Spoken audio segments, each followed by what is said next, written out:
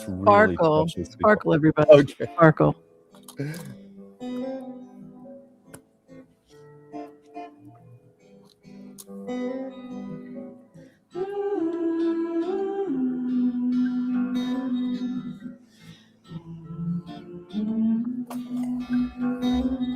Our little army boy is coming home from BFP. Oh, I've a bunch of purple flowers to decorate to Mammy's hero.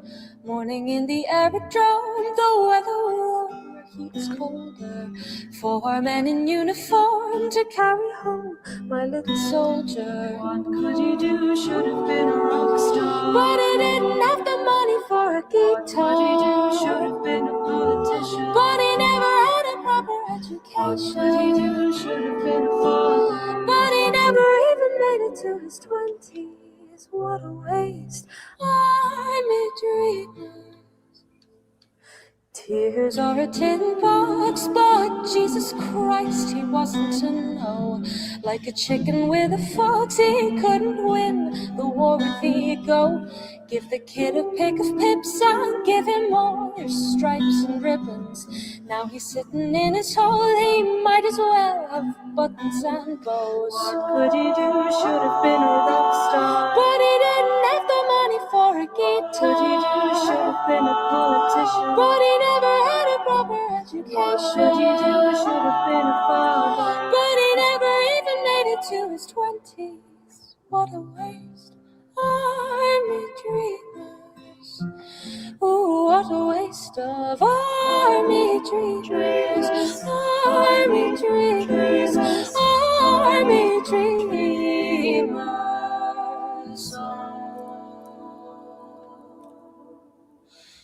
Yidden didn't da didn't da didn't da dum. Yidden didn't da didn't da Yidden didn't da didn't da didn't da dum. Yidden didn't da didn't da.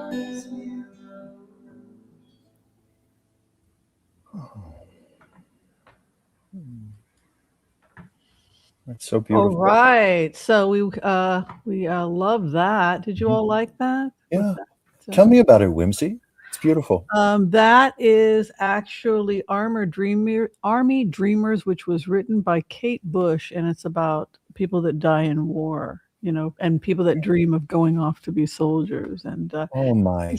Yeah, so it's a beautiful piece, and it's a remake of the written by Kate Bush. Mm-hmm. Sistir is the a cappella group. If you'd like to check out their work, they're out of Ireland. Sistir, Systir. Let's give them a little bit. I was going to ask you how to spell that. Yes, a cappella out of Ireland. Yes. Yeah. Oh, great way to start the show. Yeah. Good. Well, there's I always, hello, how are you, my love? Hello.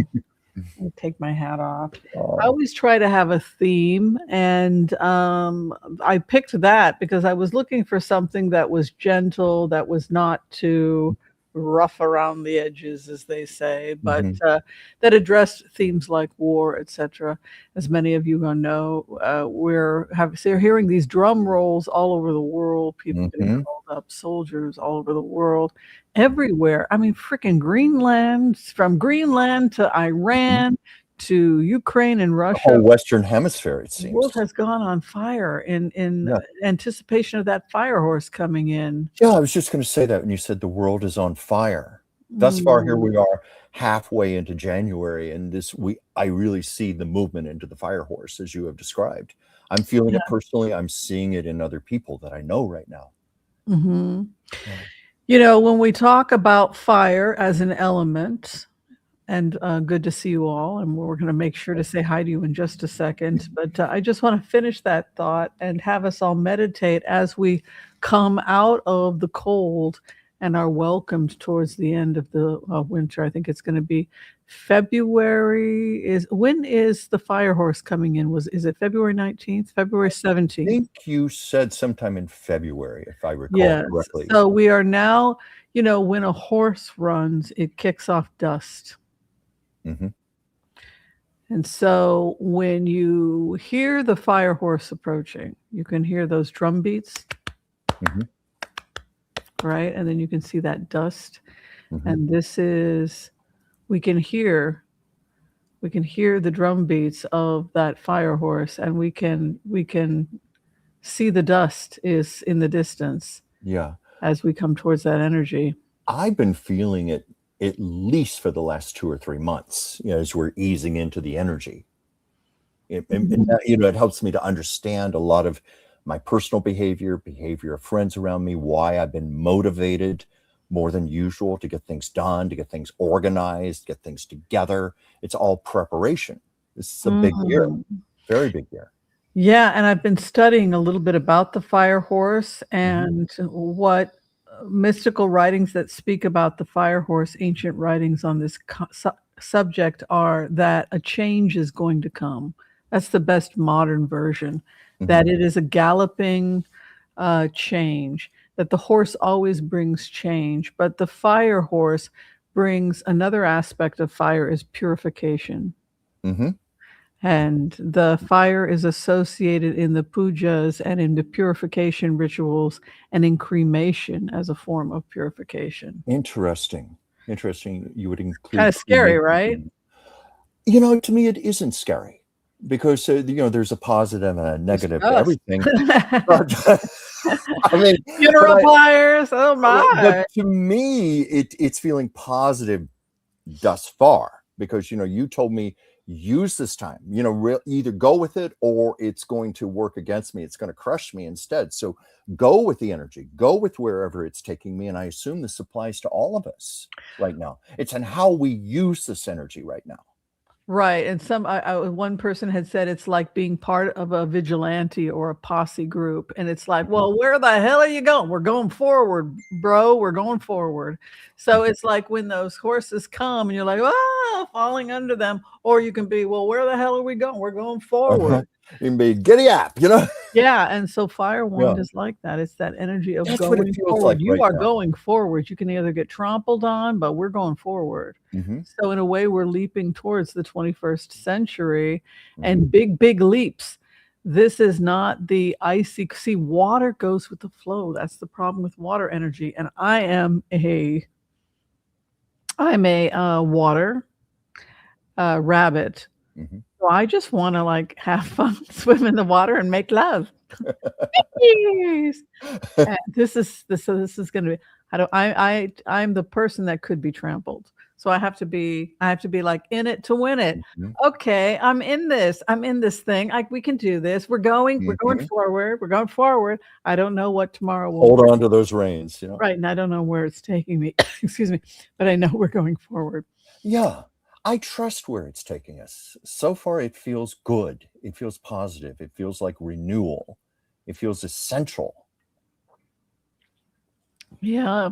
Yeah. Well, my dear, would you like to say hi to everyone who's decided to join us? Looks like we have 227 faithful fans here today. That is fantastic. So let me just scroll back to the top here. Get out my romper room mirror here. And of course, right off the bat, I see our wonderful Joel Tilton, our floor director. We are so grateful to you, Joel. Thank you for everything. I see you've already prepared some questions. I'm scrolling through them. Okay, we have Brenda Rakestraw.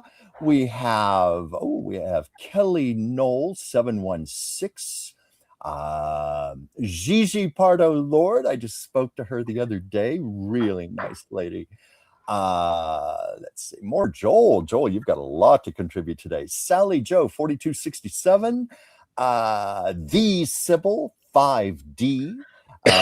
Rockin' Pony Lady. That ties in with what we've been talking about. Rockin' Pony Lady.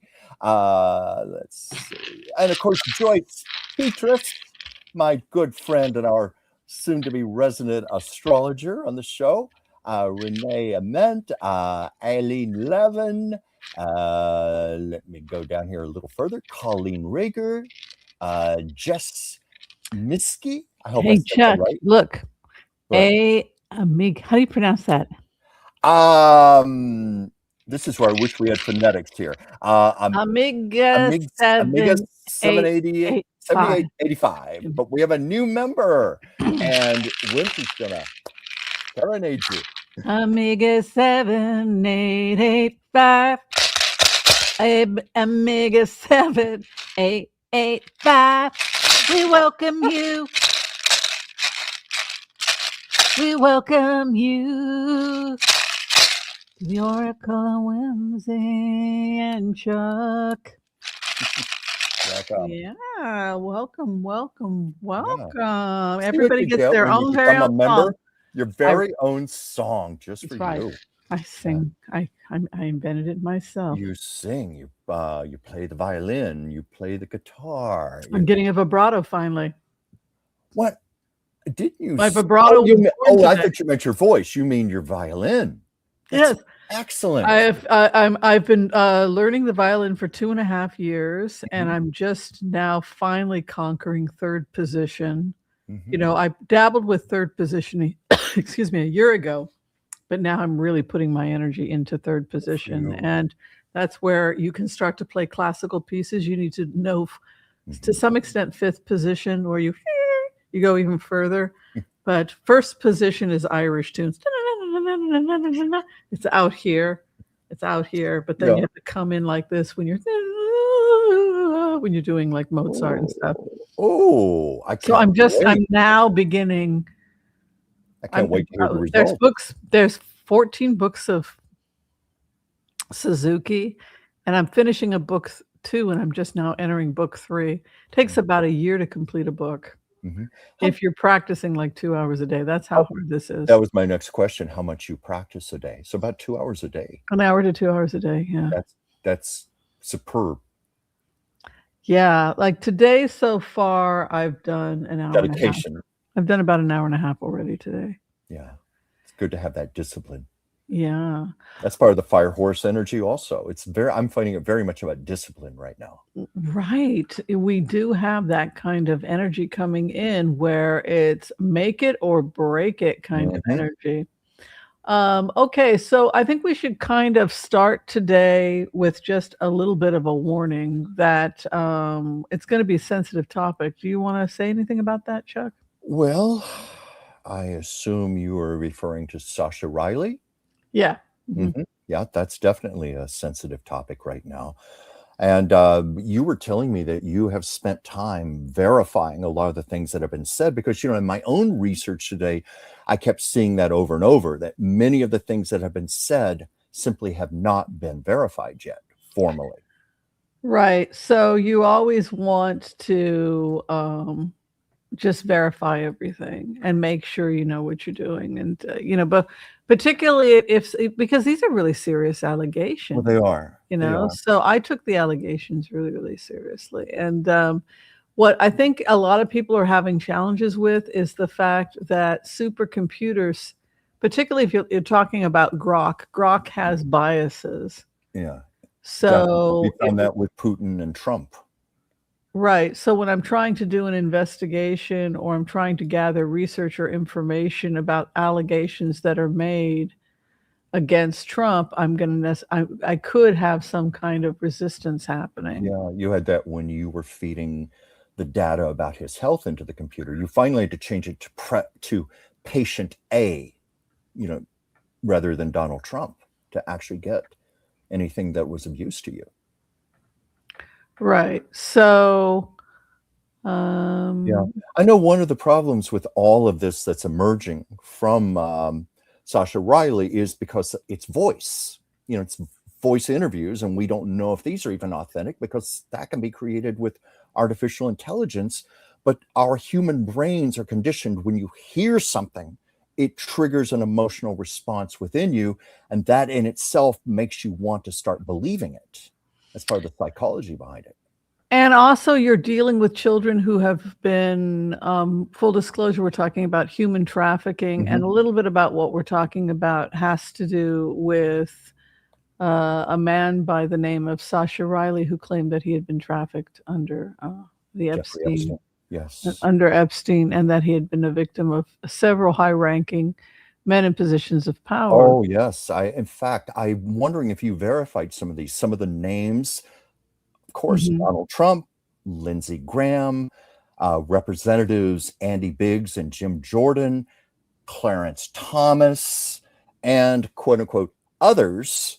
So it's very high stakes, and certainly this would hold credence as to why our government shut down for 2 months to try to suppress this information from getting out. Yeah, I don't think that at this point, I don't think it's going to be able to fly. All right. So what happens with a lot of kids that have gone through this sort of thing is some stuff will be true and some stuff will not be true. Mhm. But that doesn't mean that the child wasn't trafficked. It means that the child was confused. Like one of the things that really struck me about Sascha Riley was the fact that he said, I've seen Lindsey Graham at one of these parties. His Yeah. mannerisms were very unusual. He stuck out, Yeah. but I was so out of it on drugs. I frankly can't remember if he did anything to me, but he said something feels weird. Like there's this weird feeling I have when I see him, as if some strange thing happened between us, but I don't want to go falsely accusing him. That struck me as something that you would say if you were telling the truth. Yeah. Yeah. He's There's, not exaggerating. He's being very careful here about what he's accusing people of. would you say he's even avoiding sensationalism? He's just being very matter of fact, calm, grounded. Yeah, and so we broke it into timelines when we did data collection on this, and I'll show you Yeah. what we came up with. The first was that we have the allegations, and we first want to find out who his father is. And in fact, there is a William Bill Riley, Kyle Riley, 76 years old, who is a former pilot and a private investigator is what he's registered as. Okay, so this is a guy who, former helicopter pilot, he's now living in Georgia. So we know that he told the truth, that he does in fact have a father, an adopted father, William Bill Kyle Riley. We're pretty sure that that's irrefutable. Okay. Now, this is where it gets to be a little disturbing because William Bill Kyle Riley is in the Epstein documents as one of the people that was flying for Epstein and Trump. Oh my God. So now we have confirmation that this person, Sascha Riley, is talking about does in fact exist, and he is in fact in the Epstein files. And that's very damning. Mm-hmm. And speaks to the veracity of what this person is saying. Yeah. So he claims that he was trafficked by his father, who was the adopted his father. Now, there are things he says which are probably not true, but Jane Goodall, for example, was not in the United States in 1983. She was not in the United States in 1982 or 81 or 84 or 85. She was in the Gambian forest, and she didn't start to tour in the United States until years after that event. She could not have been in the U.S. between 1983 and 1985 when he claims that he met Jane Goodall attempting to help him. So this is a child with mental health problems in the system. He doesn't know who's who. Maybe somebody who was a primatologist who was associated with Goodall came to examine him. Mm-hmm. And so there was an overlap or confusion. And this is something that will happen in cases of child abuse. An adult authority figure, female, comes in. He hears something about Jane Goodall or primate. And in fact, Jane Goodall was in the middle of a war at that time in Tanzania, where war had broken out between two troops of chimps, and she was studying chimp violence, and she was looking at how you can screw your kids up with child abuse, and how she was noticing the same phenomenon amongst chimps in this quote unquote 12-year war that she was documenting. So it would have been interesting to her and her colleagues who were primatologists, who, when she was documenting these sort of things, to see overlap. Mm-hmm. So it may not have been Jane Goodall, but it may have been someone associated. But it was not Jane Goodall. Yeah, but I know when authenticating facts like this, that's one of the first things journalists will do is look at calendar events, like what syncs up and what contradicts itself. Right. So we have some things that are syncing up with him, and we have some things that are not syncing up. Did you have anything that you want to add to that? No, but I'm very interested to hear how you did verify all this, because I was just looking into it myself today about, how you have to look at documentary evidence, independent witnesses, anything that's been verified by authorities or courts, consistency, like you were just mentioning there, reputable journalism. There's so many elements. It really opened my eyes up today, about all of the fallacies that float around on social media and what we have to take into consideration, especially with AI right now. Right. So there is a picture of him, Donald Trump, and Ivana born. So that is an interesting picture where it's right around the time, and I want to just show this picture. And unfortunately, I don't have the picture of, I'm having trouble finding the picture of Trump with his daughter when she was newborn. Maybe I can find that for you guys. Yeah. But I remote view people, right? So that's kind of what I do. So I try to put myself in the shoes of the other when a person is, whatever a person is going through. And I felt at the time of my daughter's birth that I was bored. Really? That I was bored, trapped. I was annoyed with my wife and I wanted to get away from her. So that is interesting to me, because that tells me that that things were going on in his personal life that made him want to get out. And it may explain why he was in a bad mood when he was, say, theoretically abusing somebody. You know what I'm saying? Right. So I asked for 400 words from Grok to be able to explain to people what we found and what we didn't find. And what we found in the timeline was that Ivanka was born October 1st. I think it was 1981. Is that correct? I'm not sure on that. I'd have to look right. that I think it was either 1981 or 1982. Do you want me to look it up for you? No, I think I have it here with Grok. So let me show you. Oh, you guys can see it there. I was going to put it on, but okay. So the allegations. So we know that the Jane Goodall thing is not true, but that doesn't mean someone didn't come and speak to him, somebody associated with what would become Jane's Institute or something along those lines. So that could have been.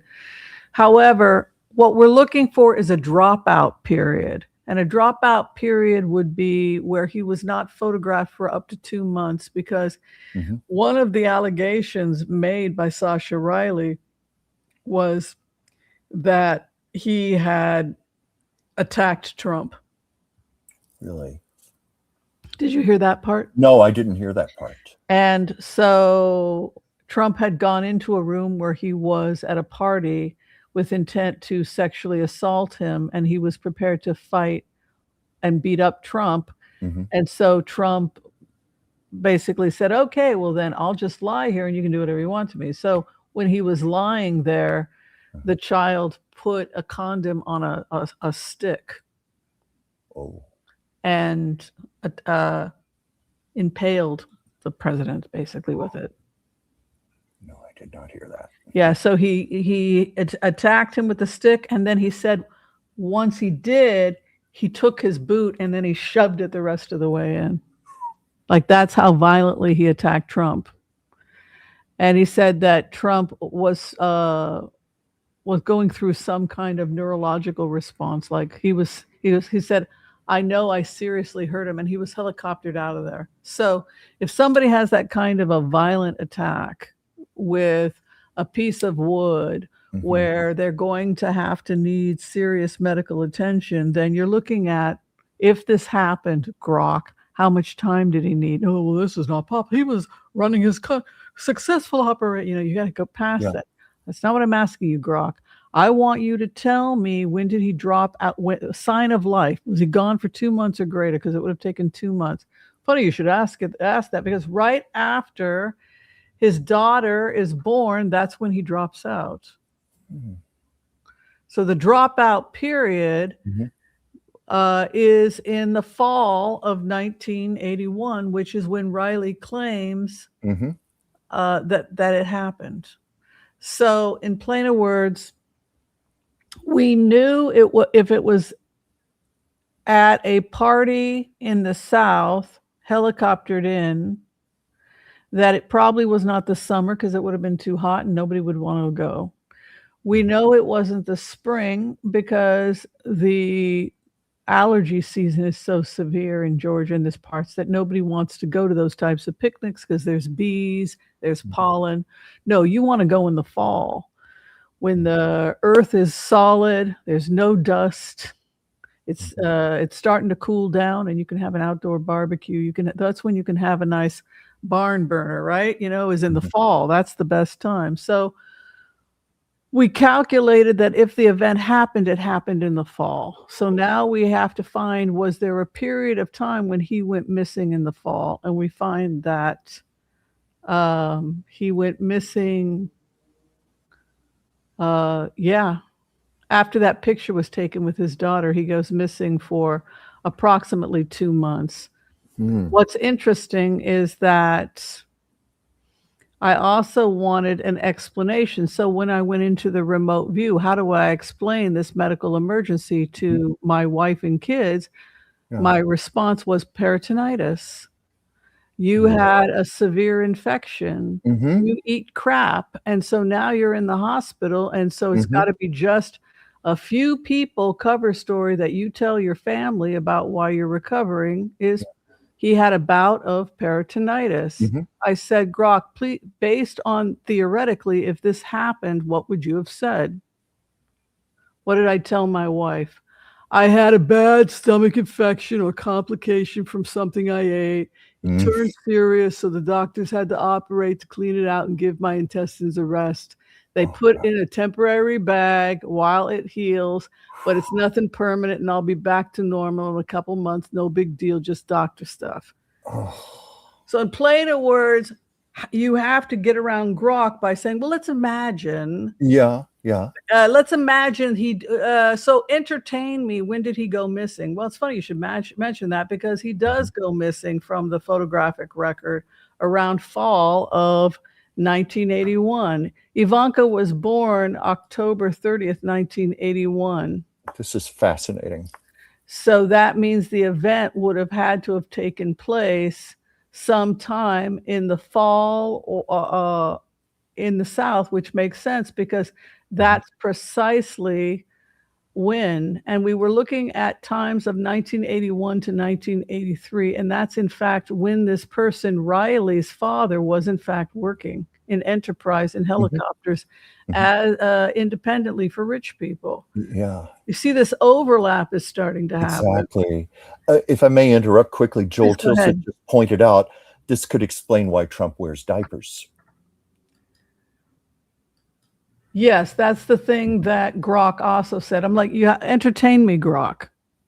What would this do? Well, if this happened, it could in fact lead to peritonitis, right? Because what you've done is you've introduced an infection into the abdominal wall by piercing that area, which is loaded with bacteria, and now it's going into a sterile area of the peritoneal wall. So when the child defended itself, it pierced and went into the peritoneal wall, which caused an infection. So what they had to do is they had to shut the whole thing down. They had to put in a colostomy bag. Yeah, I would imagine there'd be so much tissue damage that would have to heal. And he was out for 2 months, and that most likely happened around November of 1981. My God.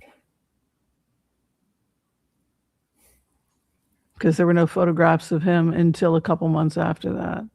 Do you think? And then he reemerges. Do you think after this much time there could be any kind of medical records that would still be in existence that could even be found?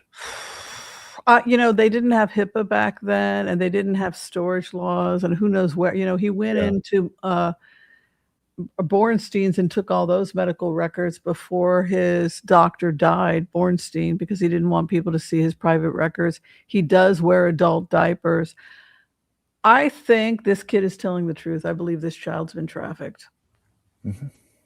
Did you hear much of the testimony that he gave? I just listened to parts of it, because it was such again, another busy news day, and I was trying to keep up with everything, but I did listen to part of it. You sent me, I think, about a 90-minute video of the audio.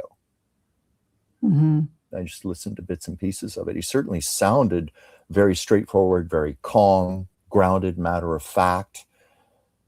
But, it has been brought up, that could even be AI manipulation. So you can't always trust that anymore. But what you're saying, based on the documented calendar facts, it all lines up. Well, the other thing is that this guy, a guy with the same exact name, is in the Epstein file as the pilot, who was also doing private investigating. Private investigating what?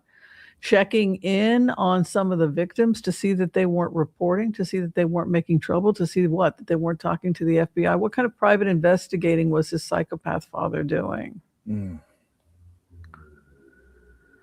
Oh. Crazy. Dark, crazy, wild, and this is coming out. I'm sure the whole world is listening to this right now. It's going viral rapidly. Yeah, and do you think that the people are the other thing that I would say, when I started researching this, and this is something to think about, is Occam's razor. If it quacks like a duck, if it looks like a duck.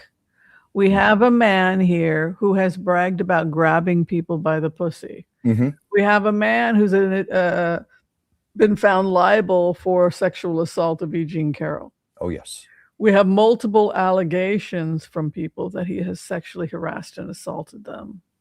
We have multiple photographs of him hanging out with Epstein, inviting Epstein to his wedding. So we also have enough logs, flight logs, logs, hotels, a lot of things to corroborate the stories. It gets to a point where you have to ask yourself, how stupid do you think the American people are? They've been banking on that, hoping that that's the case. But and there are some people that's stupid, as we've seen, but there are plenty of people who are quite wise, quite astute throughout the world. And certainly world leaders know all of this to be so. They know exactly what they're contending with Donald Trump. Yeah. I said the other day, like King Charles, for example, I'm sure he had access to the Epstein files. Otherwise, he would not have taken such drastic measures with his brother. That was almost unprecedented, to even take away his title of prince. Yeah. Horrific in there. Do you think that this was a major pedophile ring that's being taken down slowly? Because it sounds like it. Sounds that way. I mean, I think it's undeniable. I think one of the things I think one of the things that Riley said was, he said he's never met more evil, horrible people than the filthy rich. Yeah, certainly these filthy rich. Epstein had, everyone's always talking about, well, the Israelis had dirt. Epstein was working for the Israelis, but, the evidence is really pointing to him working more for Saudi Arabia. Didn't he have a Saudi passport? That I don't know. So that leaves me completely baffled. How did this guy get a Saudi passport? He's a Jewish guy with a Saudi passport. They used to not even allow Jews into Saudi Arabia. So how the heck did he get a Saudi passport? Like, who did he have dirt on? And even thinking about Trump's recent involvement with Saudi Arabia. Yeah, so I'm wondering, like, what the heck is that about? Because that just, the fact that he has this passport from Saudi. Who gets a passport for Saudi? Yeah. That means you're very high up with the royal family if they're just handing you him. Makes no sense. No. It's so convoluted. It's so convoluted, and it's just detangling all of this. But thankfully, we have enough people who are doing it. Now we have AI computers doing it as well. It's about the only way you can keep up with everything. Yeah. Stay on top of this. Well, let's go ahead. We're going to do the empath's prayer. And then if any of you would like to be included in our prayers today, go ahead and give us your name or the name of someone you love. And we can include them in our prayers today as we bring in the empath's prayer. And I guess after that, we can blitz away on whatever the topics are. But, I had so many questions about Sascha Riley that I just felt like we had to spend a day talking about it. Yeah, I think enough people want to know. That was going to be the topic of discussion, whether we wanted to or not. So I'm glad you just brought it out in the open in the beginning of the show. Yeah. So, I mean, if you're asked, people have said, well, what's my feeling? My feeling is that he was really trafficked and that he's telling the truth. That's what it feels like to me. And while some things he may not be totally accurate about, the kid was on drugs. The kid was thrown from one place to another. I mean, some of the stuff that they were doing, that they were keeping him in a container shed and dragging him out to be raped and then throwing him back in a container shed when they were done. Oh my God. And then the only thing they were left to do was to kill each other rather than go back out and be abused. So they started killing each other. I mean, these are horrible stories. It's like, where's the humanity? Well, it made me think about what can we do to counter all the darkness in the world. And I think that the thing that we can do to counter all the darkness in the world is to be willing to look at the darkness within ourselves, and to always try and be better.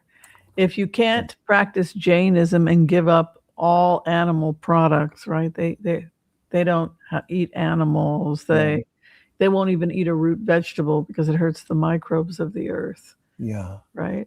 Yeah. Most of us don't have that level of compassion, but we can try to be better. We can always strive to be better constantly. But it's so interesting when you say that about how we have to be willing to look at the darkness within ourselves. I'm even thinking about I'm trying to segue, but our book that we're, the month, The Trouble with Truth, yes. because that is about looking at the truth within ourselves. No matter how painful that may be, it has to be done. And ultimately, there are great. I didn't mean to be segueing that abruptly, but you just made me think of this, how it ties in with our book that we're going to be doing our interview. It's next week, isn't it, that we're doing it? Yeah, but I appreciate that you mentioned that, because we forgot to mention our book of the month, which is The Trouble with Truth, which was written by Elizabeth Kelly Stevenson. She will be in our studios next week, Tuesday at 6 p.m. for our Taco Tuesday Book of the Month Club. You won't want to miss it. The Trouble with Truth, a memoir by Elizabeth Kelly Stevenson. Absolutely worth the read. How did you like it so far? Well, so far, this is one of the better written books we've had. And we both love good writers. She is an excellent writer, but it's also provocative. It's about something that many of us don't want to face, looking at our own inner truths. And as you said, looking at our darkness. We all have it, and we don't want to acknowledge that. Oh, I don't have darkness. Yes, you do. We all do. We all do. Yeah, right. Yeah. We have many dimensions, many colors. Anyway. So I was seeing that something, but some guy was like, I am perfect and my shit doesn't stick. And some comedian was like, I shared an apartment with you for years, honey.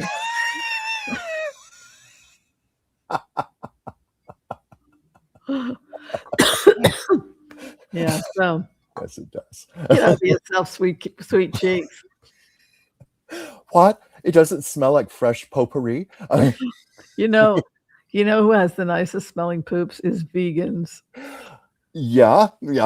Vegans don't have smelly poops. I used to hang out with a vegan, go into his bathroom and have to use the bathroom, and there would be like, it would just smell like, what was it? It would smell like what was that soap? Dr. Bronner's soap. You cleaned everything with Dr. Bronner's, the Oh, toilet, his teeth, yes, you can his brush your teeth with clothes, it. You can scrub the toilet. everything. Yeah. But there was just no dirt. There was no, because he was like a macrobiotic vegan chef. Mhm. He had no waste. His sister, and he was doing yoga all the time. And it was like, Yeah. your shit doesn't stay. Like Well, he was the only person I ever met where he was just so pure. And he was like, namaste. It's like, oh my God. This is the diet. This is the diet. If you you know, I think it was Alicia Silverstone. She was on a talk show and she was talking about veganism, and she said, "You have the best poops when you're a vegan." And she said, "I'm in and out of the bathroom in like 1 minute. You just, it just all comes out. yeah, You're it's so good ready for to you. go." You know, yeah. But I never feel like I get enough protein on that diet. I just, the I'm best still I can grappling with do, it. yeah, the Yeah. best I can do is I try to eat a lot of vegetable protein so I don't have to lean so heavily on the animal. And that's like today I did tempeh, pasta with tempeh instead of meat, Yeah. but I still had to have a little Parmesan. Yeah. But as you've pointed out, that sometimes for many of it's difficult for us to digest the protein from Yeah, vegetables. yeah, Enough where yeah. we Not get enough. everyone's suited to it. Because I have been following your advice. I have greatly increased my plant-based aspects of my diet and cutting down on meat. But like yourself, I just have never done well How on do a you totally feel? vegan How do diet. you feel since Oh, I you feel changed up your fantastic diet? right now. What comes to mind? I feel more aerodynamic. I feel lighter. I feel ready to fly. You know, it's a good feeling. You know, it's Yeah. you don't realize how much foods, Are the you wrong eating foods can like bog you canned down. chickpea? Are you buying a bunch of canned chickpeas and throwing those in your salad? Because that's like a done deal. That's the Well, best way to. what I've been doing have been a lot of frozen vegetables, because it's my understanding that frozen vegetables, flash frozen, they're as good as Oh fresh. yeah. Yeah, so that's primarily where my sources come from. But I've done some canned things like canned beans. Oh yum. Yeah. I love throwing those in my salads. Mm, All right, yeah, let's do the impasse prayer. okay.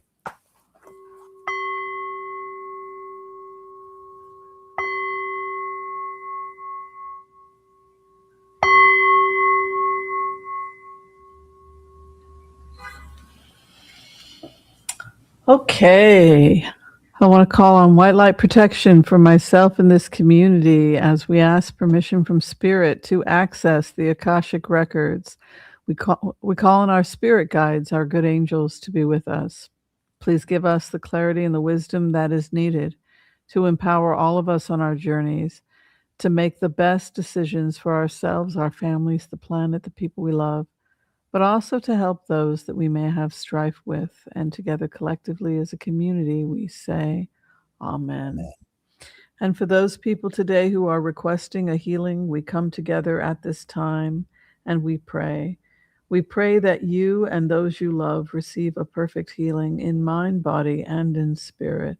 And together again, collectively, we say, Amen, Amen, Amen. May all souls be healed. May all souls be healed. Hi, 11. 11's here. Good to see you.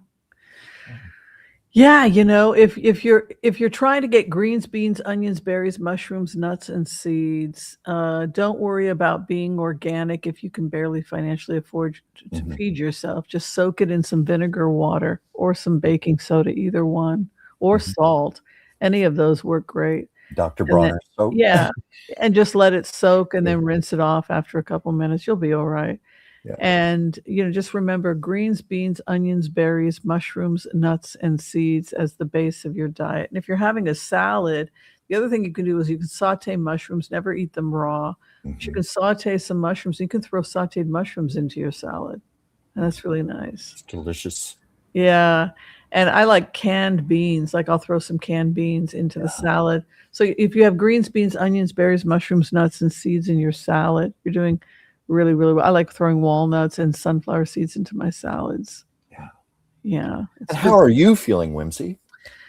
With this Well, my cat is growing her winter coat, and so I'm dealing with that. And it's giving me a little bit of a tickle in my throat, but it's not as bad as last year. So I'm grateful for that.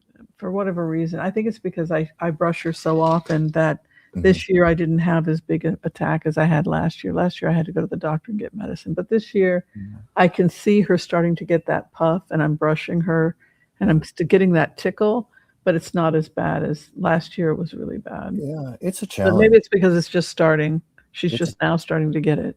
It's a challenge with cat hair. I often joke that my cat sheds enough hair to make a second cat. I don't know where it all comes from. Yeah. Yeah. But you don't ever get a little tickle in your throat? No, I'm very lucky. I've never had cat allergies, but I Oh. have friends who do. You know, it's there was one person who couldn't even come over to my home because her cat allergies were so bad. Yeah, I had my next door neighbors. I had to throw out a rug because I was really reacting. Part of why I'm not having it this winter as bad as I did last winter was I threw out the rug. I still don't have the heart to throw this old chair out, but I probably should. But yeah, so I improved a lot after I got rid of stuff like that. Yeah. All right. You want me to read it? Joel, you're the announcer. You're supposed to. Well, okay, let me read it then. Trump has issued an order for the military to prepare for Iran war a few hours ago. Oh, dear. Yeah. I know that when we did the show on Tuesday, we were getting reports that he was, Trump will tease, not that you can take anything he says seriously, but someone also said that when he says he's going to do something, he usually does do it. And he was saying, like, if I think it was on Tuesday, he said if the next day, if this protester was executed, he was going to launch military strikes. So I don't know if that happened or not. It did. It did. Okay, then he is following through. Do you think this could have been avoided? In all likelihood. Seriously, with what you know? Well, I just mean, as far as who's doing this, I just think with a different president in place, almost anyone, there would certainly be more restraint. Yeah, but I don't think that we would. But I think that building up to the fall of Iran was something that had been planned for some time. Oh, yeah. I don't think that we would have been able to have gotten around it. Right. Now that much I understand, because this, at least according to your Grok report, this has been an inevitability. This was going to happen. So I see what you're saying there. And we also have to take into account that Putin is gone missing also. Evidently, nobody is quite sure. That freaks me out more than anything else, is like, how long could somebody like Vladimir Putin just disappear and be gone? Well, I would imagine there's always been a sophisticated plan in place, underground bunkers, tunnels, hiding places that probably been in place for years. So maybe this was just all being orchestrated. That's what I feel. There was a lot of planning behind this, and that's how he was able to do it. But what I'm wondering is how much remaining power he's got while he's in this hiding. All right. Well, let's see if we can throw some cards and do some blitzes here. What do you think? Sure. Are you thinking yes or no that we're going to be getting this military strike? Okay. What are you feeling, Chuck? Just offhand, without pulling cards, pendulum, or anything, I'm feeling like yes, it is going to happen. But I hadn't pulled anything here. How do you think that somebody like,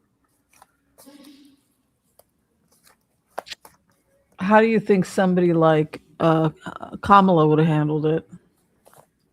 That's what okay. On the surface, we want to say that she would have been one of those people who would have used more restraint. But I think you even talked about this on some earlier shows about how even with Kamala as president, Biden as president, this would just be inevitable. Like this was already happening during that administration.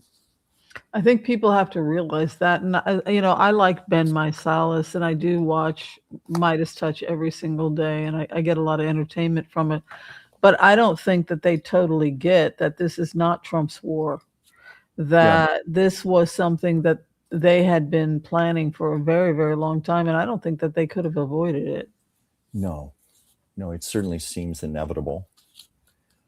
Yeah, I was initially answering that question, with the being mindful of just how impetuous and out of control Trump is. But looking in the bigger picture, yes, of course, this does go back to the previous administration. and it is inevitable.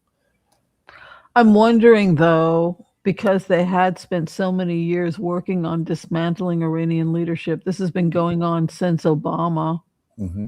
It was Obama's, when he was leaving office, the realization we got to take them down, because he had tried to negotiate with them. He didn't want to take out Libya for the same reason, but eventually he did. He decided to take out Libya. So I'm just wondering how much power a president has in a situation like that. Mm-hmm. That's a good point. But yeah, so I always felt I always felt that they would follow the math, that they would inevitably. I just think that if it was Kamala, it would have been handled with a lot more maturity. Yes, that's a given. I don't know. Well, a lot more maturity, more thought out, but don't you feel it would have happened anyway? Yeah, I mean, inevitably, it was inevitable, because the supreme leader, the Iranians were they had destabilized the whole area. They were talking about attacking Israel. They were threatening Saudi Arabia. They were threatening Bahrain and United Arab Emirates was feeling threatened. They were attempting to then they were talking about building a nuclear weapon. It was people thought that if Obama gave them money, pay them not to try and kill people, but the only thing they did was they paid for more armies. And so the inevitable math was, you can't negotiate with these. It was the result of the math. And so, yeah, there was nothing that could have been done. I just don't think, look, I just feel I learned a lot from this experience, remote viewing it, working with computers, doing data collection for the show. It was a privilege, to do this work. But I have to tell you, honestly, it's left me wondering just how much power the president really has, because I haven't seen any change in the 5 phases, whether it was this president or Biden. I was just thinking that myself, because I've asked you this several times on the show, because you did this back in 2023. Yeah, under Biden. Because it wasn't taking into account Trump, but you said even with that tweak, it didn't change much of anything. Right, the data didn't change, the math didn't change, and that was Grok's conclusion. It doesn't matter who the president is. Putin has to be removed. And by the way, Grok did not hold back. It is an existential crisis, Putin. He must be removed. He and his crazy nuclear threats. He is not stable. There is no stopgap. That was the point that Grok was making. There is no stopgap with him. There's nobody sitting there saying, don't push the button. And that's damn dangerous. Because, the hit I was getting, because I said initially, well, Trump is also a live wire with the nuclear codes and so forth. But the hit that I was receiving, Trump does at least have some internal guardrails. There are people inside watching him, keeping him from doing things like that. Where Putin, I don't know that there are any people stopping him. So that may be also why Grok still refers to him as the most dangerous man in the world.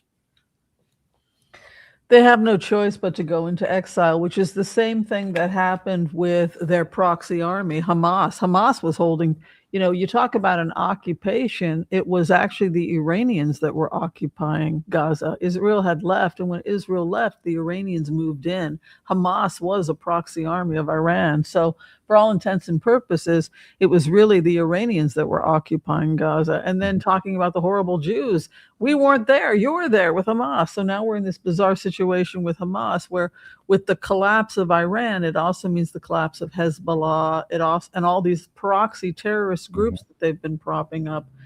What I feel is that the alliance is strong. Saudi Arabia wants to take them out. Bahrain, people are afraid for their safety with these nut jobs. So the alliance is strong, but then the opposition is the 8 of Swords, which again, that would mean that they're tied up. They have few options at this point. And you know what the final outcome is? Hopes and fears, the King of Cups, and then the final outcome is the 7 of Swords. They're out like a thief. They are I just got a hit. I'll tell you what that King of Cups is. They're terrified that the Shah is coming back.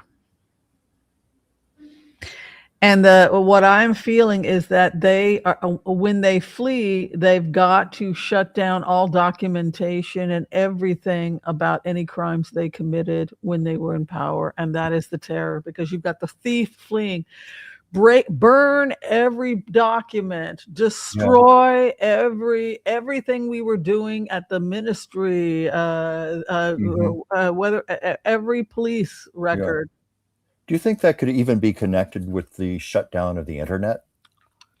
Shut down of the internet, but also this is actually destroying files and records and information about things that they had done to retaliate against activists and to suppress people's rights. All of that is stuff that the Shah and his people and this Western revolution is going to demand. They want to get into the documents, find his name, find this person. What happened to this person? He was taken off the streets and went missing. We haven't seen him in 5 years. All of that stuff is being destroyed. They are actively trying to burn as much evidence right now as possible. I'm sorry, but that's what I see. Seems like too little too late, simply because there's too much volume of material and so little time and so few people to go through all of this. Exactly. And so a lot of it is stuff and get the hell out. And when you say burning, a lot of time, 7 of Swords. Yeah, when you say burning, it's not like the old days where you literally burned papers, like in the White House during the Nixon administration, when they saw black smoke coming out of the chimneys, all the stuff being burned. It's now digital stuff that has to be wiped out. And digital stuff, once the genie's out of the bottle, that's hard to get back in. That's hard to contain. Well, what about the Chinese businessman? In what respect? Well, the Chinese businessman Wei, was that his name? He was arrested. He was the Chinese businessman, and Wu Wei, was that his name? Wu Wei? I don't recall. Remember this guy? He was Gao Wengui. Thank you. All right. Guai Wengui, when he was arrested, right? So first Bannon got arrested, meeting with him on the boat, and then he got arrested. But before he got arrested, there was a fire in his apartment on the 17th floor. He burned his apartment down. Really? So he was definitely trying to cover up documents, burn computers, melt laptops, right? But also any papers, and that is kind of what you get, is you get these old town places in Iran that are still using pen and paper. Yeah. So that's the main thing I get. Yeah. All right. Did Netanyahu intentionally ignore U.S. warnings on October 7th attack? My feeling is that the most horrible truth is that sexism played a major role in the massacres that took place. Right. That's right. Weren't there women who warned and he ignored them? Yeah, what happened was you had these women that were part of the Nahal unit, and the Nahal unit was a unit of women whose job was to stand on the wall and make sure that there was no crimes happening or anything of that nature. Right. So I did a security report. I put out a white paper actually on this. And if you want to read the white paper, you can find it on Medium, but also on my blog for the Times of Israel. But I'll show you this. And what they found was that prior to the attacks, a year prior to the attacks, the women of the wall who were reporting on what was taking place also reported that a large percentage of them were being sexually harassed, and that most of the complaints had been thrown in the trash. So they were ignored. We're being sexually harassed. We're being threatened. It fell on deaf ears. So the other thing that happened was they started talking about the fact that they noticed that the terrorists were plotting the attack, and every time they would report, it would be thrown in the trash, and they were called schoolgirls having temper tantrums. And 40% of data was tossed in the trash. This was a study. So you have a man and a woman both on lookout. The man says, I see somebody with a gun. The female says, I see somebody with a gun. So 40% of the time, the data gets thrown in the trash, which means it became a security breach. Mm-hmm. Because if 40% of your data is getting tossed in the trash, not because of logic, but because of gender bias, at that point, you have a security leak. Yeah, I mean, you have a security threat. Yes. And so the conclusion of the study was that sexism was a national security threat for Israel. And the women of Nahal Oz who were not listened to, they died at their screens. They spent 9 months telling people this is the attack that's being planned. And here's what they heard back. Stop being so dramatic. Go drink water and calm down. These girls are imagining things again. You're seeing terrorists in every shadow. If you send one more farmer with a pitchfork message, you're on potato peeling duty. You're acting hysterical, women. I was just thinking the word kindergarten channel. Hysteria. So 1,200 people died because of sexism, because they had 9 months to listen to these women. Furthermore, 70% of sexual harassment complaints from the unit, which was out of control, the guys in charge that had them up there monitoring didn't listen to anything they have to say. They were just tits and ass as far as the guys were concerned. 70% of the reports about them being abused on a daily basis was tossed in the trash, along with their data. Yeah. And so the conclusion of the study was that sexism played a pivotal role in the security breach. Fascinating. That led to the attacks. Yeah. I'm glad this is being brought to the light. It needs to be addressed. When you said the word, just, how women are dismissed for things like hysteria, you were making me think about, I read somewhere that some of the earliest hysterectomies performed on women was supposedly to cure their hysteria. Hysterectomy, yes. Yeah, that's where it came from. To remove the hysteria. We must remove the thing that symbolizes her womanhood, right? Right. So it's the land of the Bible, and so people have very strange ideas about women, and sexism is alive and well. And unfortunately, in this instance, we see proof positive that sexism was a national security threat that led to a security breach. Yeah. I'm glad you wrote that paper. Thank you. Yeah. Will Cuba's government collapse and open discussions with America and its allies? Oh, God, I don't like what's happening in Cuba. Any feeling about that? My sister just got back from Cuba. She said that she was disgusted with Americans. People couldn't buy bread. Really? Embargoes. Yeah. Feelings about this? Are people able to travel freely to Cuba right now? Has that been lifted? I think you can fly there from Mexico. People have. Well, I knew you could do that. I know when I was in Spain, I saw you could get flights from Spain to Cuba, but this was many years ago. I didn't know if now that had been eased up, because I wonder how many Americans go into Cuba and actually see things for what's really going on right now. Obama opened it. They went there for a tour. They can't get cars in Cuba, so they keep having to repair old cars, and it's become this science of repairing cars in Cuba. So their cars are from the 1940s, 50s, and 60s. So you see all these cars on the streets in Havana, and they're 1940s, 50s cars that they keep repairing. VW Bugs, the Volkswagen Bug, the Beetle, is still big in places like that. People just keep repairing them. Yeah, so they went to a show to see how they had been able to keep these cars alive for 40, 50 years because they can't get cars. Yeah. God. Isn't that crazy? Yeah. So a movement and a desire to make peace in the area. It's interesting. Rubio feels like his old family lands should be returned back to him. So you get this energy of people like Marco Rubio. Yeah, I'll talk to you. I'll talk to you when you give my family back our ranch. These aristocrats, these Spanish aristocrats that took Cuba, that are Europeans, right? Yeah. Rubio's family came from Europe. Probably they're Spaniards that settled in Cuba and took the land, the rancheros, and subjugated the indigenous people. And now I want my damn ranch back. Mm-hmm. You're not getting it. No.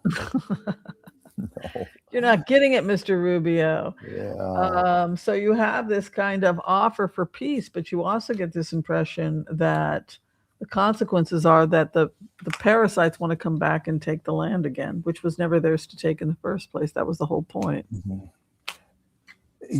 Just what I'm getting, I haven't pulled as many cards as you, and I didn't come to a conclusion, but I'm getting that Cuba is very isolated, very vulnerable. I just got that feeling when I got a solitude card. Like they're all alone. They're very, very vulnerable right now. The community is suffering, and there's like lockdown restrictions taking place right now. But I didn't go further with this. I think you came to the conclusion there that we needed. Mm-hmm. Yeah. Shall we? Okay. Well, Congress and Jack Smith have public hearings over Trump and January 6th. Well, hasn't it already been announced with Jack Smith? Yeah, I think that we are. And it was Republicans who asked him to do it. Let's take a look, because we know that the Republicans have to dump him. The longer he's in office, the more he makes J.D. Vance look bad by association, and there's no chance these people are going to vote for J.D. Vance if he's associated with this nut job. So we got to get rid of the nut job. Oh yeah, that's how you think if you're a Republican strategist. Drain the swamp. You get your shade out of here. You're putting shade on my beautiful property here, J.D. Vance. Yeah, you're getting him some shade there. Yeah. Oh, I think they're definitely going to be hearings here, but it's just kind of funny. Sometimes the cards just start just confirming everything. The obvious, a lot of deceit, a lot of despair. There's going to be loss. I guess who that's going to be for. But it's business as usual, business proceeding forward in order to strike balance. And I take balance to mean, like you said, let's do a clearing. Let's get these people out of there. Let's try to stabilize this. That's what I think is coming of this, but definitely. God, what a bunch of horrible people. Oh, yeah. That's an understatement. You have this kind of defending themselves against outrage from the world. Mm-hmm. So this is the other thing that's the turning point. When he started threatening Greenland, that is the point at which regular Republicans had to say, okay, now, come on. Oh, now. Yes. I mean, that's utter insanity. I mean, he's talking about buying Greenland, or, well, maybe we'll just take it. And he doesn't understand international law doesn't work that way. And as we've said before, the NATO alliance is going to swoop in so fast to stop this. I mean, Trump's just, again, out of his mind, and everybody knows that. And I think it's kind of where people are placating him like a little toddler right now, but they're not going to let him go through with this. Yeah, so it just shows a steady abandoning of Trump, that he's basically done. He can't come back. He's lame duck, man. Everybody hates him. Yeah. Did you see that the meeting where he fell asleep again? Yeah, and then he woke up and he was talking about how he passed his cognitive test, and he was rambling about milk and brain power, and his cabinet was going, oh, yes, Mr. President, yes, milk and brain power, almost like they were appeasing a little 3-year-old child, Oh, my God. Yeah. Has Trump's invasion of Venezuela scared off China and Russia? That's a good question there. I know they certainly haven't they in the past indicated they wanted controlling interest in Venezuela and the oil? China is always having problems with oil purchasing. It's always a problem with China. Mm-hmm. They, and that's partly our fault. Every time they think that they've got a really good deal on oil, we come and screw things over, whether it's Iran or, somewhere else. Let me ask you quickly, is China completely dependent on oil from outside nations, or do they make any of their own They oil? have some small oil reserves. That's what I thought. It would be very small, which is surprising for such a large landmass. Yeah, some parts of Mongolia, I believe they've been doing some exploring, which is why I started getting all those remote views. We will take back Mongolia. It will be Russian. It will be fantastic because it has Well, I know rare minerals and crude oil. Yeah. It's known that Venezuela has some of the largest oil reserves on the planet. Yeah, but Russia wants it shut down. That's the whole point. Buy Yeah. my oil. My oil is best oil. Best oil is Russian oil. You don't Yeah. need Venezuelan. We shut Venezuela down. Yeah. No good. No money, no honey, no nothing. Yeah. But I know it's also been said because Venezuela's government is so unbelievably unstable right now. What oil company wants to invest in that right now? Yeah, All that Maduro did a good instability. job. That was what Maduro was hired to do, was to shut down their oil, and he succeeded. Him and Russia wants no competition. God bless him, no competition. Yeah. All right, let's see. Fighting. I got a 5 of Wands over the issue of whether or not there would be conflict over this. It has to do with the scarcity. There's a lot. You have to realize that China has over 1 billion people, and it doesn't produce enough food or fuel or resources for its citizens. And its main income is its brain drain. Its brains. Cheap stuff that it sells, and also the brains that are developing things, research and bringing in scientists, etc. So they have this amazing brain drain. But as it stands right now, God, people should just get off oil if you want to avoid all these trade wars. Yes. Yeah, but there's definitely conflicts starting to go with China, and it has to do with these oil trade. But they're also getting from Russia. Mm-hmm. That's right. They are. But, it's like what we keep getting back to ourselves. It's about the trade routes. It's trade. It's money. And oil still seems to rule the world. But as far as China and Russia, I don't know. I was trying to figure out some of my cards here because I got some ambiguity here other than this was the dominant card, new beginnings. Like there is going to be a new way of life, a new way outward, but I don't know what that is specifically. In fact, I got new life also. So I think maybe, this segued into what you found with your cards, into more specifics, because I was trying to find something specific with mine. And of course, again, the community card, meaning all the people, the citizens, that keeps coming up over and over. That's come up like, 2 or 3 times today. And we have a new member.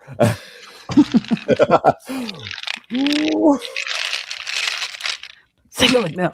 Let's see. How do you say that name? Ganton. Oh gosh. I put my glasses. Antonio Esser. Antonio. We got an Antonio here. Antonio Esser. Okay. Antonio Esser. Antonio Esser. Thank you. Antonio Esser. Hello. Antonio Esser. We welcome you to the Oracle of Whimsy. Thank you.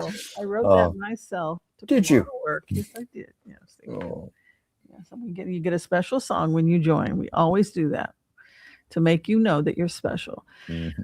Well, I don't know. This sounds crazy. Joel is talking about an Arctic blast hitting this weekend. What are you thinking? Do you think that this is the thing we saw where Trump keeps running off back to Mar-a-Lago because he doesn't like the weather? And absolutely. You've been saying yourself, a man in his poor health, his difficulties in flying.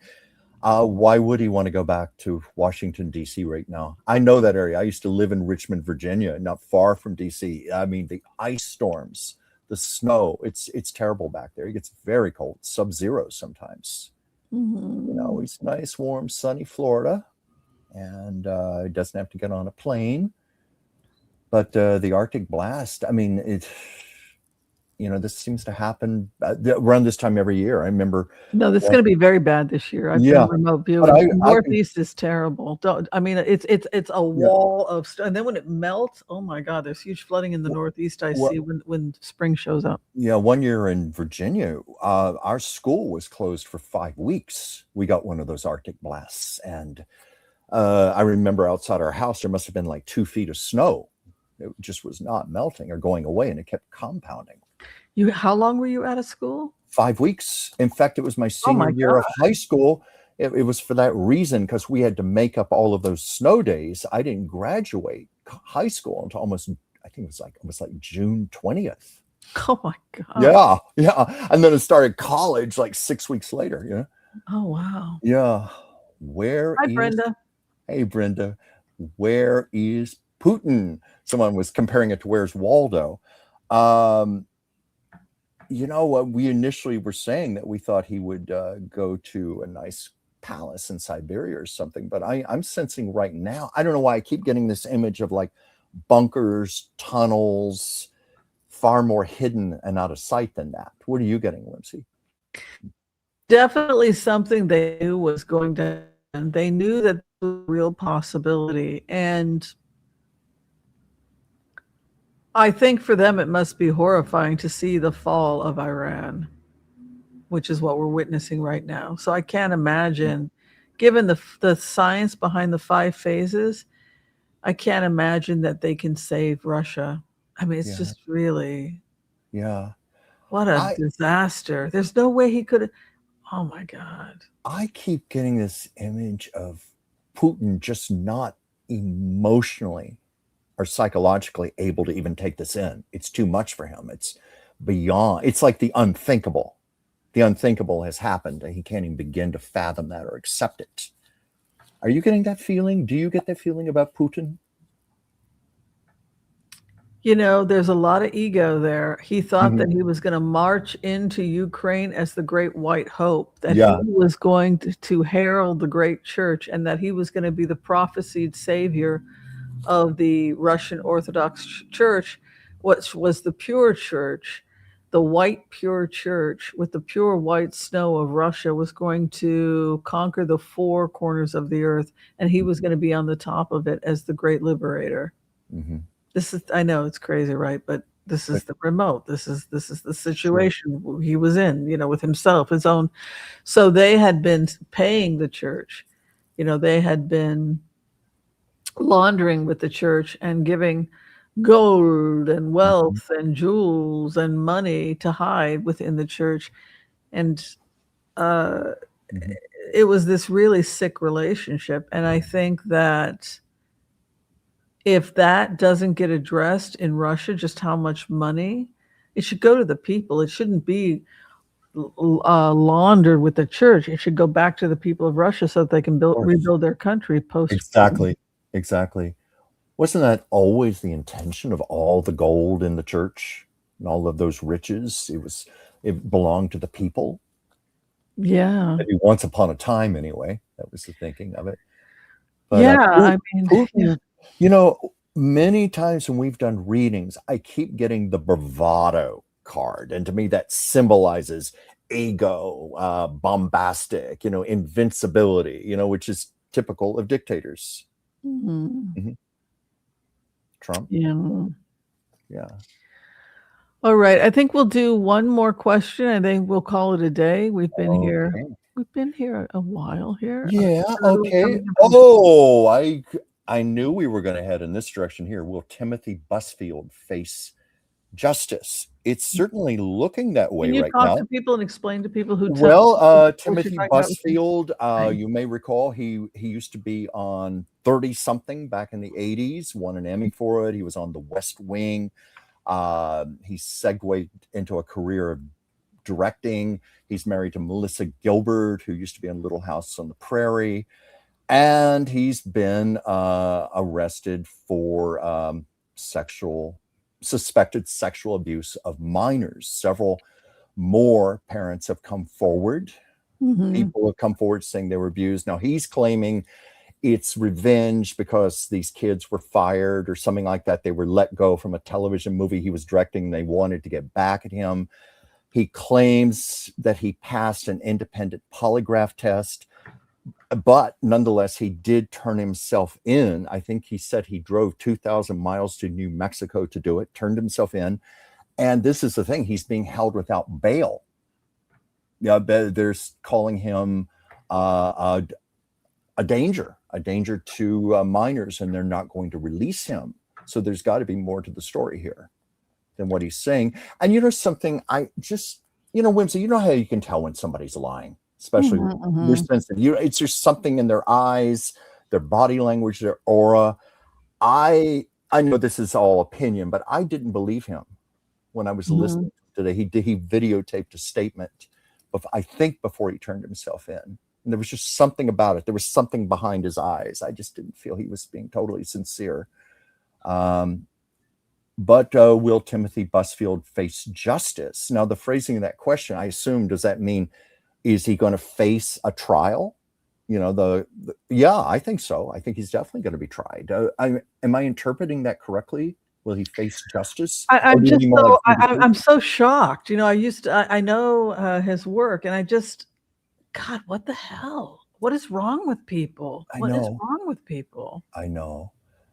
I mean, I don't know the extent of it, other than they're saying things like the boys were touched inappropriately and all, but who knows how far it goes. Let's take a look and throw some cards.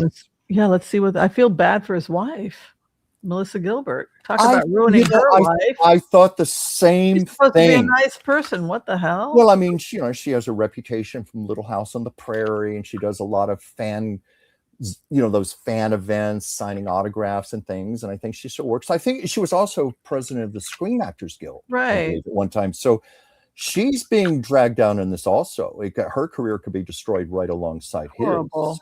I know. This is the nightmare when you marry a psychopath, is like you're stuck with because I don't think she's ever been accused of being a bad person or anything. I certainly have seen nothing in the news. So we don't want to think that this is reflected on her. Yeah. What a creep. Yeah. Okay. Already. I'm not liking what I'm getting here.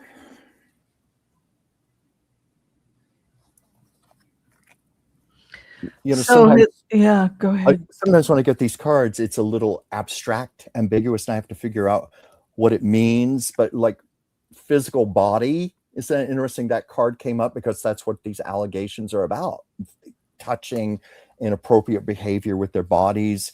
I'm getting that his family is definitely being brought down in this, and I think that's tying in with Melissa Gilbert, but anyone else within his family, his circle. But as far as he goes, I got deceit and I got denial. And then this was the big card: death. And I don't mean physical death. I mean like death to his career. This is very bad for him. I don't see him surviving this. I get.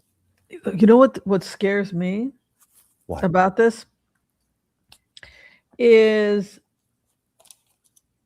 his wife thinks that he's gone insane. Like his wife thinks that he has steadily gone insane, and that his mental health has been eroding for some time. She looks at this as almost like early Alzheimer's. That's what this is looking like. Like he began his judgment. Bizarre behavior like that. Yeah, she started noticing. But what was more horrifying about these changes in his behavior was an increase in drug and alcohol abuse, possibly. So this was a person, according to the Akashic records that I'm in, and I'll just tell you what I find. He may have had a past history with drug and alcohol abuse. Then he was clean and sober during his marriage. He went through a clean and sober period. And then he started hiding things, possibly doing drugs again. That's this profile. And then she asked him to leave. He will be asked to leave his home. Maybe that's what it was meant by the family card. He will be asked to leave. And his opposition, his wife, 4 of Cups. So, but she noted unusual symptoms in his personality. This almost looked like a possible drug or alcohol history prior to this event. So the guy cleans it up. He gets into Al-Anon or Alcoholics Anonymous. He gets married. He has kids. He's settled down. And then he talks about, like Brad Pitt, his time when he was younger, when he did all the crazy drugs. And you think it's behind you. And then he falls into this category of being a senior drug addict, where they go back as seniors and they start experimenting again with alcohol and drugs. And that's what this profile is. Now, whether or not he had unresolved sexual problems, which he was masking or dealing with when he was functional, maybe early childhood sexual abuse himself. But then when his own mental health begins to erode, his inhibition declines because of drug and alcohol, he would be inclined to act on those impulses. That's this profile.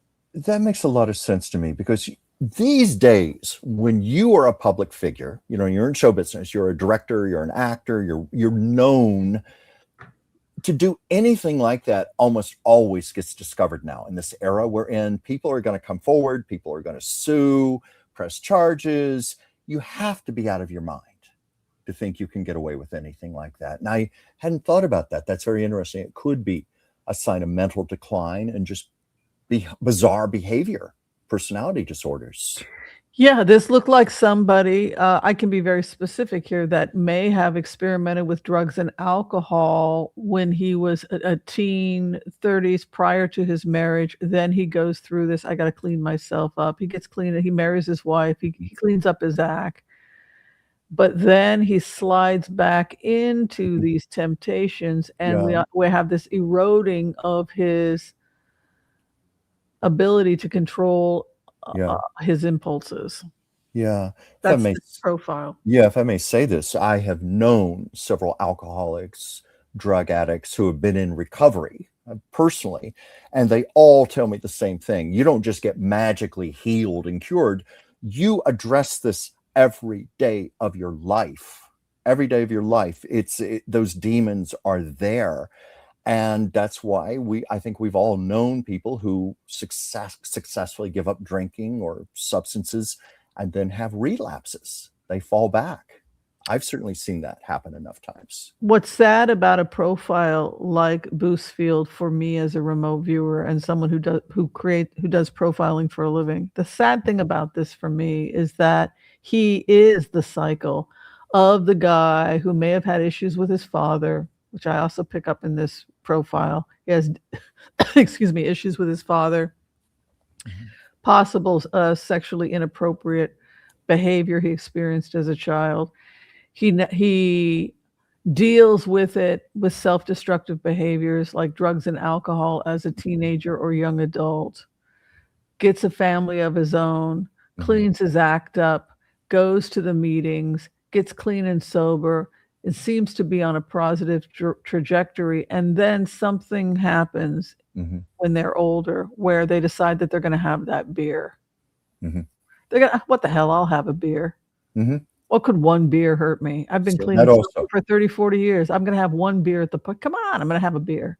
And then it becomes a second beer. And then the problem with alcohol and drugs, particularly alcohol, is that it does a number on your prefrontal cortex, your ability to control your impulses. And so this is the profile of somebody who then decides to act on their impulses. They've always wanted to touch a child like that. Or maybe they had these secret thoughts, but they never did it because it was just, God, that was a crazy thought. And then they suppress it.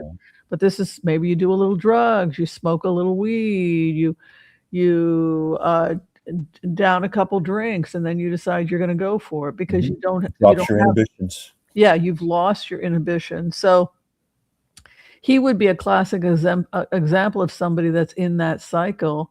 And because he never did the deep healing, he gets clean and sober, but he never did the deep healing. And that's what happened to Timothy Busfield. You got to do the deep healing. If you undergo something like that as a child sexual abuse, or all the predators in Hollywood, I don't know when he started acting, but there's something in his background. He also has an issue with his father and a younger brother. I'm hearing him talk about possibly a younger sibling. I can Google. First I ever heard of him was when he did 30-something back in the 80s. I don't know what he was doing before that. Yeah, now I'm trying to figure out who this younger male is next to him. So I'm just going to go ahead and check okay, let's see here. He was born in Lansing, Michigan. And they don't mention how many brothers and sisters he had.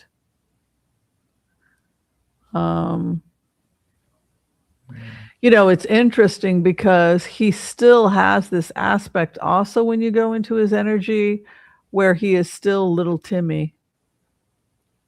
Yeah. I know it's kind of stating the obvious here, but I keep thinking of Michael Jackson, who said himself, I never want to grow up. He actually said he was like in his 40s in an interview and said, oh, I'll never grow up. I'll never grow up. But like he was Peter Pan or something. He was stuck in that childhood mode because he had his own childhood robbed from him. He was working in show business from the time he was 5 years old. Evidently, there were sexual assault allegations going back to 1994. Oh, my God. Mm-hmm. Really? Yeah, so he goes and gets cleaned and sober from whatever that was because he marries Melissa Gilbert in 2013. Mm-hmm. So that's his sober period. Mm-hmm. And of course, they settle in the Catskill Mountains, and plant their vegetable garden and make it looks, like an idyllic fairy tale. Got to heal our demons. Otherwise our demons come back. Whatever those demons are. Yeah. Well, my love, did you have a nice time today? Well, on that depressing note. Oh my God. Well, that was Debbie Down. Oh my word. Well, no, I always have a good time being here with you, being with all of you out there. It's my privilege and my honor. But yeah, today was heavy.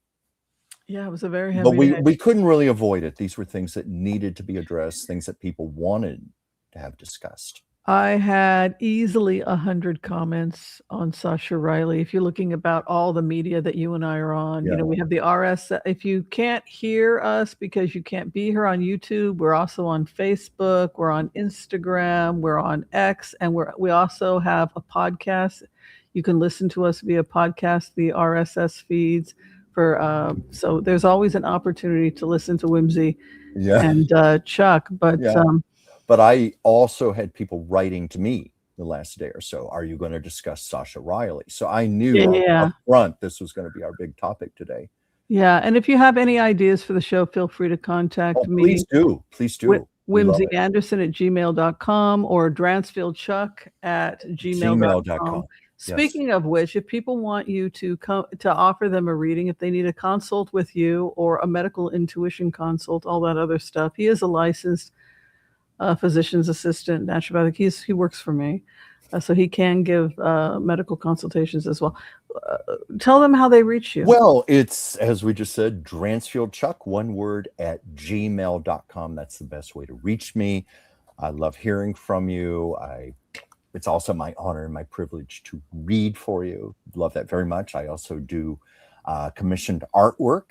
I can even do your pets. I almost always I did Wonderful Lady's cat not too long ago, and even received a channeled message from her recently departed cat. Oh, that's so cool. Yeah, but many times when I'm doing a portrait of a loved one, because I spend several hours on a portrait, I always get channeled messages. So I always have a little something to give you besides just a portrait. And also my channel, Chuck's Captivating Chronicles, and I do a show on Mondays, Chuck's Captivating That's always fun. Chuck's Captivating Chat at 5 p.m. Pacific, 8 p.m. Eastern. You can hang out with him and Sascha. Yes, Sascha almost always walks across the screen at one point. Don't know why she hasn't done the last few weeks. Mila hasn't popped up much either, has she? She's out like a light because 5 p.m. is when she does her major sleep because she's up all night prowling. And then she wakes up. 8 p.m. is when she wants to fight. But right around now, she's out like a light. 5 p.m., she's like gone. 5, 6, she's gone to the world. When my cat comes to life, it's like 3:30 in the morning. Yeah. Mm-hmm. Time to eat. Mm-hmm. Yeah. All right. If you need to get in for an appointment with me, you can find me through Booksy, Dr. Whimsy Anderson, for medical consults, tarot reading, and everything else. We're out of here. So be kind to all so that all will be kind to you too. God bless. Peace out. We'll see you next time, everyone. Thank you so much for being here. Thank you. We had a blast. Thank you, guys. Bye.